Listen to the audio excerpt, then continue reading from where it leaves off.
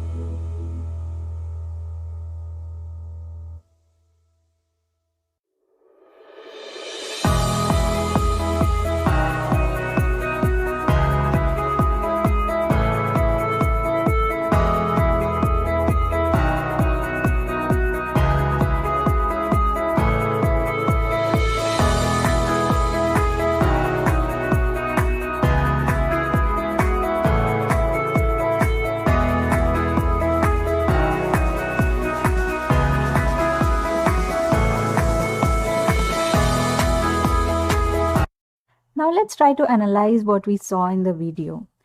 So to start with, initially Mary had limited number of workers in her restaurant. In other words, she employed limited labor. Now what was the impact of this? She had a lot of unattended customers, and this led to a decrease in her revenues. So what did she do? She hired more labor. Now, this really helped because the number of unattended customers reduced, which in turn helped boost her revenues. But this happened only till she reached her maximum capacity. Now, let's assume that her restaurant can only accommodate 30 customers. So, the revenues increased only till she reached her maximum capacity of 30 customers. So when she increased the amount of labor after she reached her maximum capacity, it didn't really help her business because this extra labor that she employed was idle and there were no extra customers to serve. So let's try to put some numbers and understand this situation in more detail. Now let's have a look at this table. So we'll start with the first column wherein you have the amount of labor. So suppose I start with 1 unit of labor and then I slowly increase the amount of labor by 1 unit. So I start with 1 unit of labor and then I go to 2 units of labor, then 3 units of labor till I reach 10 units of labor. So let's see what happens when I increase the amount of labor by each unit. Okay. Now move to the second column, the number of customers. Now let's assume that I can serve 10 customers with 1 unit of labor, 12 customers with 2 units of labor, 15 customers with 3 units of labor, and so on. Now notice that after I reach 6 units of labor wherein I can serve 30 customers, my number of customers becomes constant. Why is this happening? Because I have reached my full capacity. Remember I told you earlier, the restaurant could accommodate maximum 30 customers. Okay, so after I reach this maximum limit, my number of customers becomes constant. Now move to the third column, total revenue. How do I generate total revenue? Revenue per customer multiplied by the total number of customers. Okay, so let's make an assumption here. Suppose revenue per customer is $10. Let me write that down here. So revenue per customer, suppose it is equal to $10. So with this I can calculate my total revenues, which is revenues per customer multiplied by the number of customers.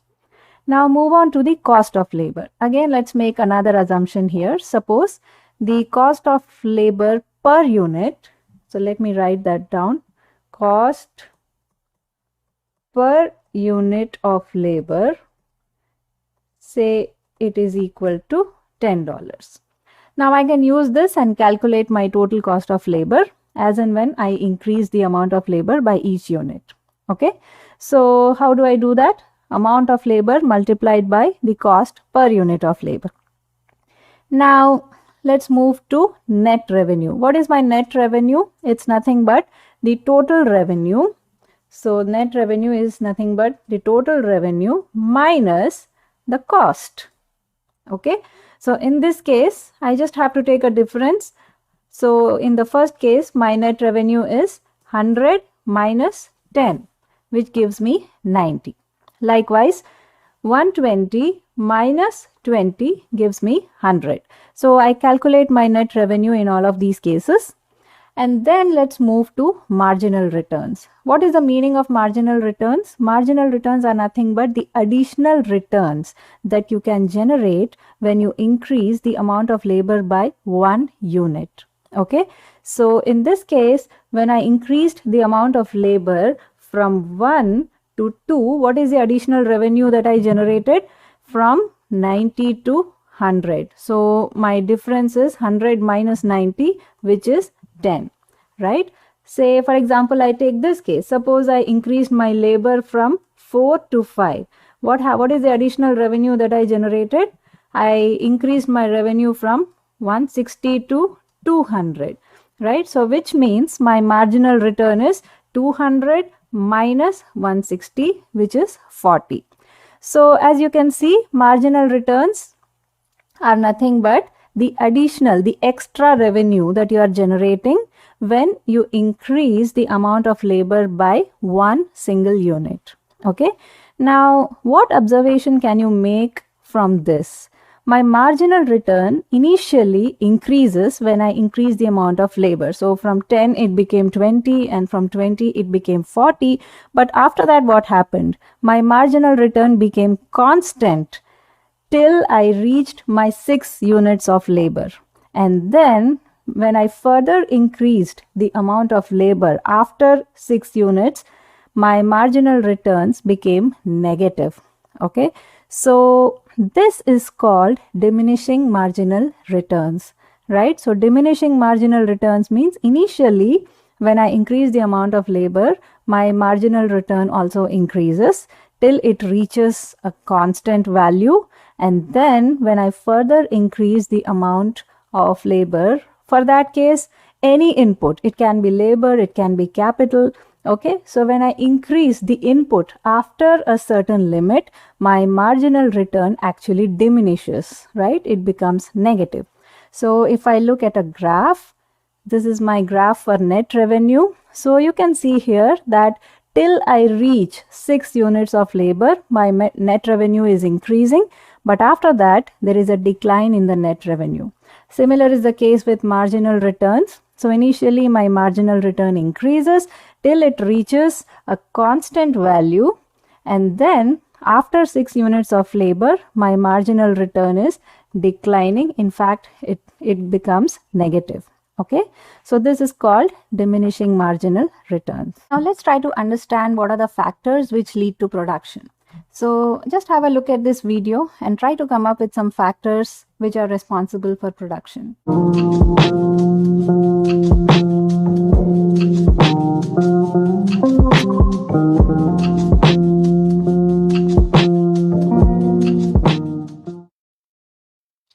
what are the factors of production? You need human capital in the form of labor, you need land, you need machinery, and you need raw materials. So let me classify this into fixed factors and variable factors. So fixed factors are those factors which cannot be changed over a short interval of time. Okay, say for example, I take some land on lease. I cannot change my lease over short intervals of time. Okay, likewise machinery and building. So all of these add to my fixed costs. On the other hand, variable factors are those factors which can vary with the level of production. For example, labor. Okay, so if I'm increasing my production, I can increase labor. Likewise, raw materials. So higher the output, higher will be the amount of raw materials that I require. Okay, so now that we understand fixed factors and variable factors, let's try to calculate the total product, average product of labor, and marginal product of labor. Okay, now look at this table. You have different scenarios A, B, C, D, and E, and you have the amount of capital for each of these scenarios. Now, because capital is a fixed factor of production, you can see that the values are constant. And then you have the amount of labor. So suppose in scenario A, you start with 1 unit of labor and then you slowly increase the amount of labor till 5. And then next you have the total product, which is nothing but the output. And then you need to calculate average product of labor and marginal product of labor. So how do you do that? Average product of labor is nothing but the total product divided by the total amount of labor. So basically it measures what is the output per unit of labor, right? So let's try to calculate this. So in this case, my average product of labor is nothing but 10 divided by 1, which is equal to 10.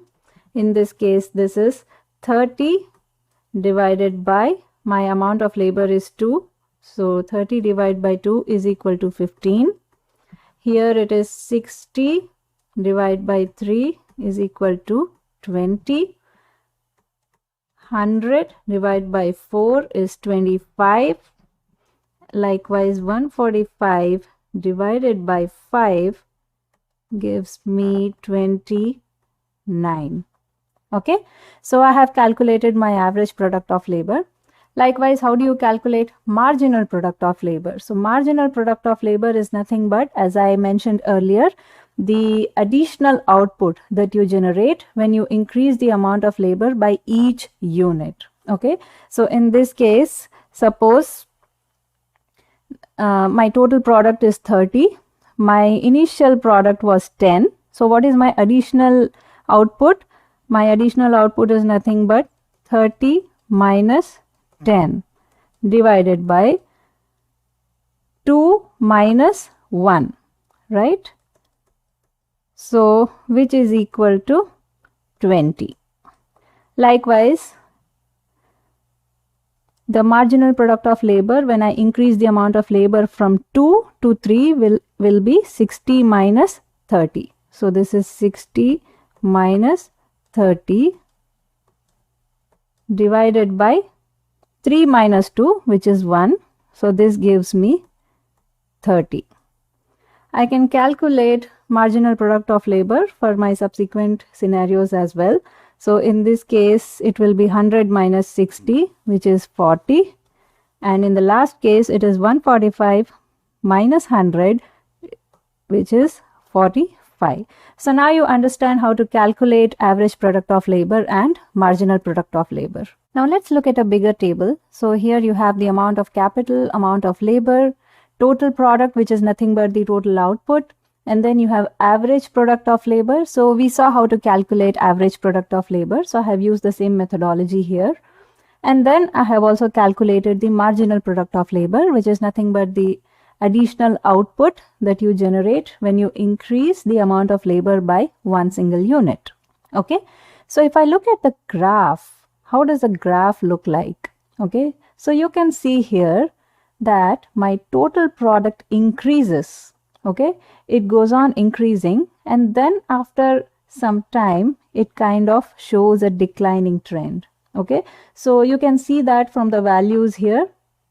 So my total product increases till I reach the value of 263, but after that my total product slowly starts declining. So from 263 it decreases to 260 and then 255 and so on. Okay, what happens to the average product of labor? The average product of labor also increases. So you can see from the data as well here. So my average product of labor reaches the maximum value of 30, and after that it shows a declining trend. So the average product of labor initially increases, it remains constant, and then it slowly starts declining.